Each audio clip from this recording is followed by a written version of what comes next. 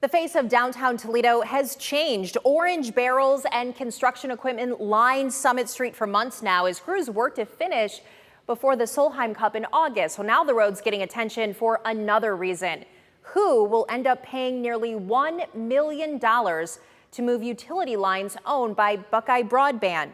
The city used taxpayer money to foot the bill, but now it's suing the company to get your money back. Emma Henderson explains the controversy amid a federal investigation. But at least we're all on the same page, and as Jerry McGuire said, show me the money. That money is nearly $1 million from taxpayers. The City of Toledo paid $973,000 to move the private utility lines of Buckeye Broadband from under Summit Street. Block Communications owns Buckeye Broadband. Council members met in person for the first time since the pandemic to discuss the issue. They're set to vote Tuesday to support the city as it sues Block Communications. This is about reconstruction. We reconstructed a street.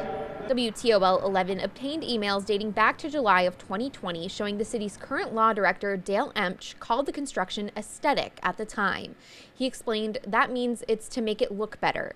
This is significant because if the project is deemed an aesthetic fix, companies like Buckeye wouldn't have to pay to relocate those lines under Toledo's municipal code.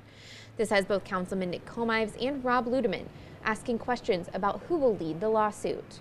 Right now, we're all asking ourselves, who is going to represent the city in this case. I think there's a likelihood that perhaps we might have to look at outside counsel at some point, but I think that our law department will tell us whether or not that's the case. Buckeye Broadband previously released a statement saying the city acknowledged it was responsible for paying to move those lines back in May of 2020. Now the company's attorney says it believes the city is suing because of political pressure and that, quote, Buckeye stands ready to vigorously defend its legal position. Another chapter was added to the city and Buckeye's back and forth today when Councilperson Nick Comives brought up a letter from 2019. He says the letter told utilities like Buckeye Broadband they would need to relocate by the beginning of 2020, where the city would be asking for them to pay any costs back related to the, quote, failure to complete relocations by the required date.